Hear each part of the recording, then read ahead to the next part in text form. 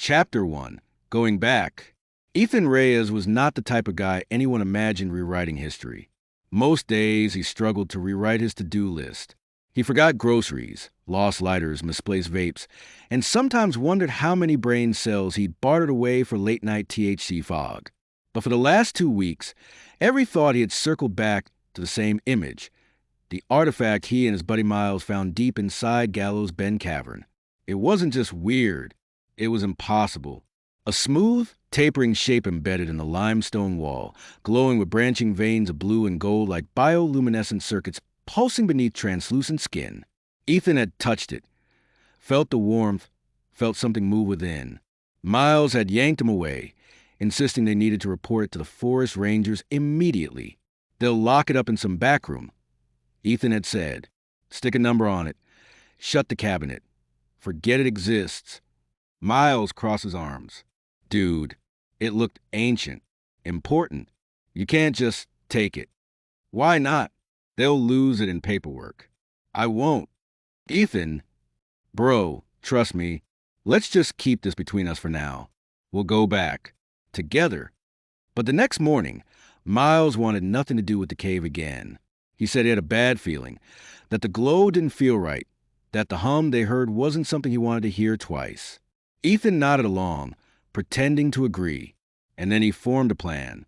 If Miles wouldn't help him get the artifact out, he'd go alone, which meant bringing the right tools. He raided the garage at his mom's house, pocketing a hammer and a small chisel. His backpack bulged with snacks, a full vape cartridge, a cheap metal flashlight, and the misplaced confidence of someone who assumed everything would go his way. He didn't think about the battery in his vape.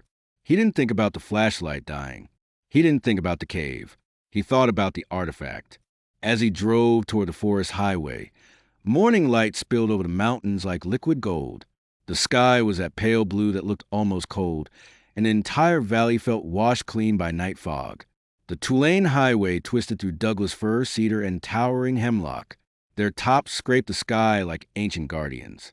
Every few seconds, the road curved so sharply it felt like the world was folding in on itself. On the radio, Sublime came on, smoked 2 joints. It was the kind of coincidence that made Ethan grin. He drummed his fingers on the steering wheel, nodding to the beat, already imagining himself emerging from the cave, carrying that glowing treasure like some stone Indiana Jones. He cracked the window, letting pine-cold air slap him awake. A mountain ridge loomed to his left, dark stone, ragged teeth scraping the clouds. Ahead, the forest road branched into gravel, bouncing the Corolla so hard the glove box rattled. The drive felt like a build-up, a soundtrack, a promise. You and me, man, Ethan whispered to his backpack. We're coming back rich. When the cave entrance finally appeared, just a jagged mouth and stone, he parked, stepped out, and took a deep breath. Mist curled through the trees. The world felt ancient. He sparked a joint, took 3 long drags, then stepped into the darkness. Chapter 2. Into the dark. The joint burned warm and herbal between his fingers. He exhaled a thin cloud of sweet smoke, watching it dissolve into the cold cave air. The entrance swallowed him whole, stone walls narrowing quickly, funneling him into the earth. Gallows Bend Cavern smelled like wet stone and iron. Every footstep echoed like distant whispers. His flashlight cast a weak cone of light ahead, but the shadows pressed close, clawing at its edges. As he moved deeper, the world changed. The forest scent disappeared. The temperature dropped. The cave ceiling rose, cathedral-like, into darkness he couldn't measure. But Ethan remembered the way. Through the first chamber, glittering with flecks of mica like trapped stars. Through the tight squeeze that scraped his backpack. Down the winding corridor, where the mineral patterns looked like frozen whirlpools. He ran his hand along the walls as he walked, feeling the bizarrely smooth streaks that twisted along the limestone. It was like the cave had muscles. He hit the joint again. It steadied his nerves, warmed his chest, blurred the claustrophobia into something distant. He breathed out slowly. Then he saw it, the faint shimmer of the chamber up ahead. His pulse quickened. His steps quickened. He entered the room where the artifact waited. Chapter 3. The Artifact. The chamber glowed faintly, the walls glittering with flecks of minerals like cosmic dust. But all of it paled against the artifact. It still protruded from the stone exactly as before, smooth, oval, warm, half embedded in limestone that seemed to cradle it. And it glowed, not faintly, not subtly. It pulsed, blue veins, gold veins, shifting like molten rivers beneath the surface. A living heartbeat written in light. Ethan's breath caught. He approached slowly, reverently, as though nearing a sleeping creature. He touched it. Warmth surged through him. A gentle hum vibrated up his arm. He whispered, "You're real." He took out the hammer and chisel. Working carefully, he chipped at the stone holding the object. The surrounding rock felt oddly soft, clay-like. It didn't resist him, not even once. It felt like the cave wanted to give it up. When the artifact loosened, it came free with a wet suction sound, as though something ancient had finally unclasped its grip. The glow brightened. Ethan stared, mesmerized.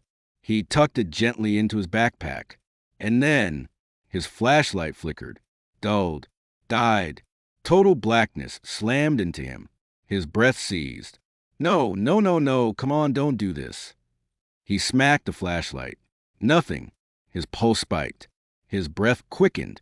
He reached into his pocket and hit his vape to calm his nerves. A brief, weak LED glow illuminated the nearest rocks, blue-white, trembling with each unsteady breath. He exhaled. Darkness swallowed everything. He inhaled again, longer, more desperate. Glow. He looked around the cave, trying to spot the way to go. Exhale. Black. By the third hit, he wasn't calming himself anymore. He was getting high. Very, very high. And he was still half a mile from safety. Chapter 4, The Descent.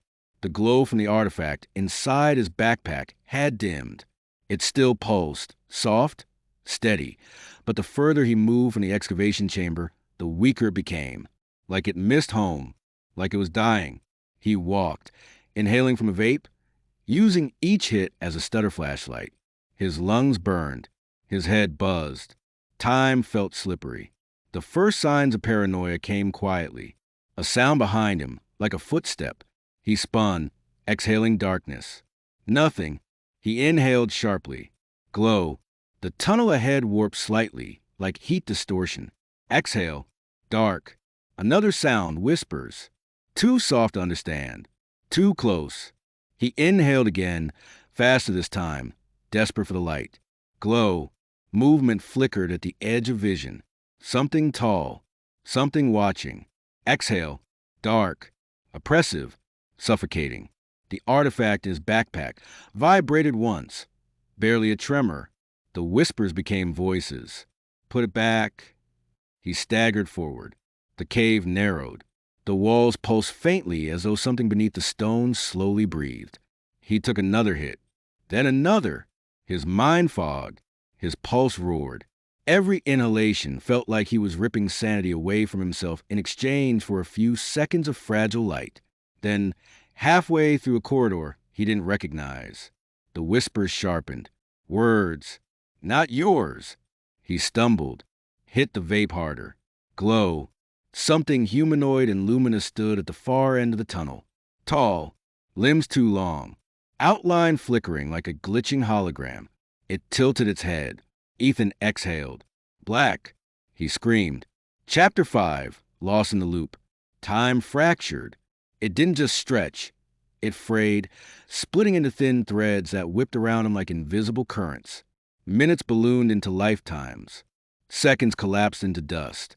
Ethan had no sense of direction, no sense of progress. There was only forward, backward, and the crushing weight of the dark pressing on his skull. He didn't know how long he wandered. Only that every inhale brought light and hallucinations. Only that every exhale brought darkness and voices. His lungs burned from the constant cycling of smoke. The vape wasn't as high anymore. It was his torch, his lifeline. The drug was just collateral damage. He was so far past stoned that his thoughts came apart like wet tissue. He thumbed the dead flashlight uselessly again. Nothing. So he put away, pressed the vape to his lips, and breathed in, glow, A burst of cold bluish-green light scattered through the tunnel as the artifact responded to the new light source, pulsing faintly, like a heartbeat behind a wall of stone. But it wasn't enough. The deeper he wandered away from where he'd excavated it, the dimmer it became, retreating into itself like a frightened animal. He took another hit. Glow. The light carved a frail halo around him, just enough to see the tunnel walls twitch and warp like they were exhaling with him. His pupils stretched wide, fighting to drink in every ounce of brightness. He stumbled forward, one hand on the rock, the other clutching the artifact to his chest. He exhaled. Dark. The world disappeared. A voice filled the vacuum. A low, gravelly whisper, hot against the hinge of his jaw. Put it back. His breath hitched. He spun, hand shaking, but the darkness was absolute, a suffocating blanket. He inhaled, desperate. Glow and movement. Something pacing him inside the wall, its silhouette vague and wrong, like a figure carved from static. Limbs too long, torso too thin, a head that bulged where a face should have been. Featureless. Watching. He stumbled back and nearly fell. A broken sob tore from his throat, loud and ragged in the cave's narrow body. "Leave me alone," he choked. His own voice sounded distant, like it belonged to someone else. He exhaled. Dark. Stone scraped against stone behind him. Slow, deliberate, like something unfolding itself from a crawlspace. His stomach twisted. Sweat dripped down his spine, cold as meltwater. He inhaled violently. Glow. The figure was gone, but the walls had shifted closer. He swore they had, as if the cave itself was tightening its grip on him. The artifact flickered weakly in his hand, its light now shrinking into thin veins that crawled across its surface. Odoying ember. A warning. He was too far from its birthplace. He could feel it begging through the stone. At first, it had been a suggestion, a psychic tug. Now it was a scream, raw, metallic, vibrating through marrow and muscle. He staggered forward, driven by panic rather than direction. He exhaled. Dark. The cave's breath whispered again, louder this time. More voices layered over each other, pleading, commanding, angry. Put it back. And he ran, blind, high as a kite, lost in the loop. Chapter 6, Breakpoint. Eventually, Ethan collapsed. Hard. His knees slammed into stone and his palms skidded across loose gravel, skin scraping open on sharp edges. He stayed there for a long while. He didn't know how long, trembling on all fours like a wounded animal. His breath came in sharp, uneven bursts. His chest ached from overusing the vape as a torch. His throat stung from smoke. He whispered into the void, voice cracking in the darkness. "Sorry. I'm sorry. I shouldn't have taken it. Shouldn't have come alone. I'm sorry." The cave swallowed every apology whole. Then the light vanished. Not flickered. Not dimmed. Died. A dead battery. A dead chance. He inhaled sharply, but there was no glow this time. No weak blue flash from the vape tip. Just a suffocating weight of pitch-black cave dust pressing against his eyes. He couldn't tell up from down. His breath broke into a ragged sob. "Please, please." He reached to the floor, searching with shaking hands for the backpack strap. His fingertips brushed fabric. He clung to it like it could anchor him in this collapsing world of stone and hallucinations. He dug to the pack blindly, fumbling, panicked, until his palm brushed the smooth, cold surface of the artifact. And the moment he touched it, the chamber ignited. Golden light bloomed outward, washing over the stone walls in warm, honey-colored waves. Shadows fled in every direction. The glow softened the cavern's harsh edges and dusted everything in a soft, molten shimmer. Ethan gasped. It was beautiful, more beautiful than before. The carved runes along its surface seemed alive now, flowing like tiny rivers of liquid sunlight. Warmth radiated into his frozen fingers, spreading up his arms and into his chest like a gentle embrace. The humming grew deeper, steadier, sinking with his pulse until it felt like the artifact was helping him breathe. His panic loosened its claws. He cradled the object against his chest, rocking back and forth as if soothing himself. "Please," he whispered, voice barely audible. "Please just help me get out." The artifact pulsed once, A soft, deliberate thump, like a heartbeat answering his own. And then Ethan felt it. Not a voice, not a thought, not a hallucination. A pull, a faint directional tug, like a compass hidden inside his ribcage had just snapped into alignment. He lifted the artifact higher. The glow brightened slightly when he faced one tunnel, dimmed when he turned toward another. It was guiding him, or at least he believed it was. In his state, too high, too scared, too desperate. Faith was easier than doubt. He staggered forward, through a narrow throat of rock that forced him sideways, up a jagged incline where gravel slid beneath his boots like ball bearings, around twisting bends where the walls sweated slow, cold drips. Every time he faltered, the artifact brightened, nudging him gently in the right direction. When he strayed, its glow dimmed to a warning flicker. He followed it like a pilgrim trailing a holy lantern. Minutes became hours, or hours became minutes. Time in the cave had dissolved into a useless concept. Just where he began to fear the pull was leading him deeper instead of out. A breeze, faint, cool, stirring the sweaty hair on his forehead. Fresh air. His knees buckled from relief. His lungs tightened. His eyes welled. He lurched forward faster, scrambling with renewed desperation. His hands clawed over stone, pulling himself upward. His boots slipped. He stumbled. He pushed harder, chasing the whisper wind like a starving man hunting a scent of bread. Then, a pale wash of daylight spilled across the floor ahead. Soft, gray, merciful. He sobbed as he crawled toward it. Another step, another, and then the cave spit him out. He tumbled onto the grass outside, rolling onto his back beneath the open sky. The clouds overhead blurred into white streaks as laughter tore out of him. Wild, hysterical, half-mad relief. He was alive. He had survived the cave. He had escaped the voices, the darkness, the endless loops of terror, and clutched against his chest. He still held the artifact, warm, glowing faintly. His treasure, his proof, his salvation. Chapter 7. The Return to Reality. Rescuers reached him within minutes. He didn't hear them at first. Their boots crunching through underbrush. Their radios crackling. Their voices calling his name. Ethan sat in the grass just beyond the cave mouth, hands trembling around the artifact, his artifact, trying to catch his breath under the pale morning sky. Then a bright light hit his face. "Sir? Sir, can you hear me?" Ethan blinked. Two paramedics knelt beside him, headlamps still on even in daylight, bags unzipped and ready. One checked his pulse, fingers pressed firmly against his wrist. The other shined a penlight into his eyes. His pupils shrank painfully. Pulses elevated, one of them muttered. Skin cold. He's shaking like hell. Probably dehydrated. Possibly hypoxic. They asked him questions, his name, the date, how long he'd been inside. But the words slid off him like water off wax. Because none of that mattered. What mattered was the artifact pressed against his ribs. Ethan lifted it with reverent hands, the way a diver might surface holding treasure dredged from the bottom of the sea. Except his breath caught. Hard. The artifact wasn't glowing. The veins of molten gold and blue, gone. The warm, living pulse, gone. The shifting runes, gone. The soft hum, gone.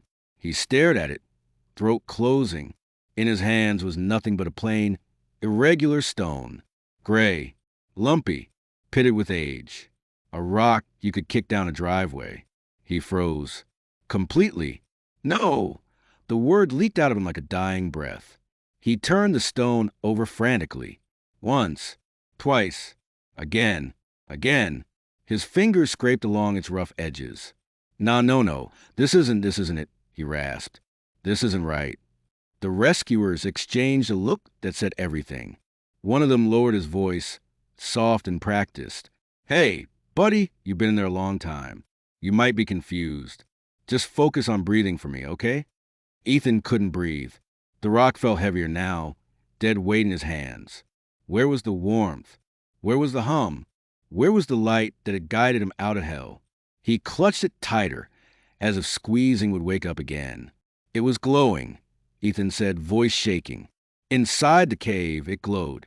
It had symbols, and it pulsed. It led me out. The paramedic nodded in that careful, fragile way people nod when they're afraid to break someone further. Prolonged isolation in dark spaces can cause visual and auditory hallucinations, he said gently, especially under stress. It wasn't a hallucination. Ethan's voice cracked, raw and desperate. I touched it. I felt it. I held it the whole time. The paramedic put a stabilizing hand on his shoulder. I know you believe that. Ethan jerked away.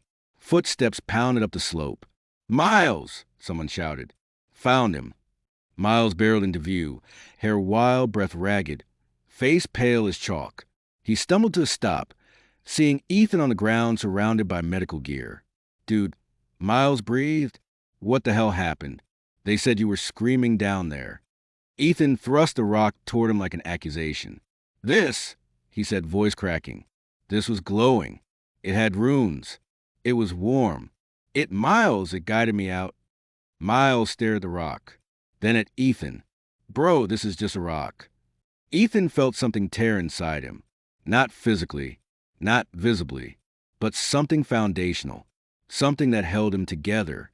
He stared down at the dull gray surface, the same stone that had once been a lifeline in a world of suffocating dark. His fingers shook uncontrollably. No, Isenguisper. Please, no. It wasn't like this. It wasn't dead. His breath hitched. His vision blurred. He pressed the rock to his chest, as if he could force it to come alive again, to glow for him just one more time. Just once more. It didn't. Miles knelt beside him, wrapping an arm around his shaking shoulders. Come on, man. It's okay. Let's get you out of here. Ethan didn't move. Couldn't move. He just stared at the rock as silent tears dripped onto its dull surface. He wondered if the cave had shown him something magical, or if it had swallowed his sanity whole and spat him back into daylight with nothing but a stone and a shattered sense of truth. Behind him, the dark mouth of Gallows Bend Cavern yawned open, silent, indifferent, as if nothing had ever happened inside its depths at all.